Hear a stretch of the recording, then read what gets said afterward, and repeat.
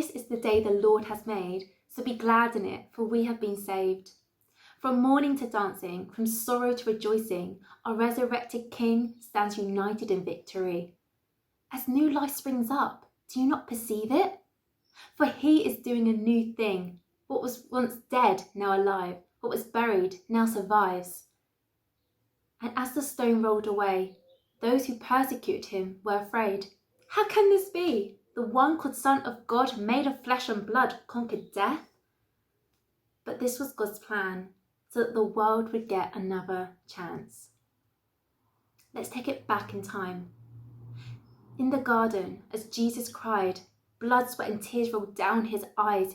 He was afraid by the covenant that had to be made. Then the angel of darkness lingered in the night to tempt and distort Jesus' sight. But Jesus put up a fight. As he battled against flesh and spirit, Jesus declared, "Let your will be done."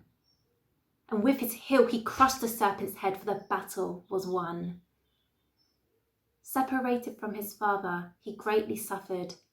The man who knew no sin became sin. The man who lived a blameless life took on our pride. Betrayed, but still he forgave.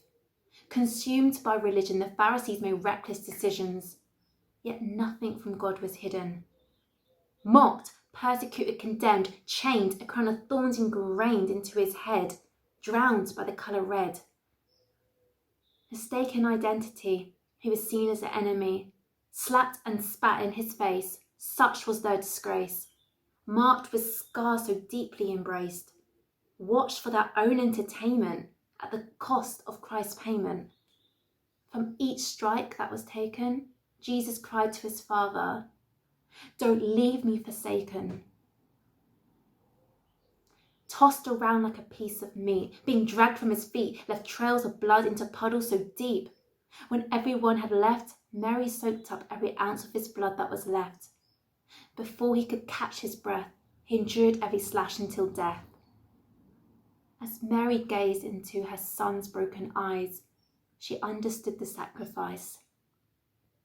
The man who got beaten, whipped, a spear pierced through his hip, and as his blood dripped with every nail that hit, he proclaimed, "Father, forgive them, for they know not what they do." Washed in the blood of his sacrifice, he died for me and you. And as the blood drained out of his body until dry, there in the sky, dark clouds parted, and from an empty cry, as Jesus said his last goodbye, he declared, "It is finished."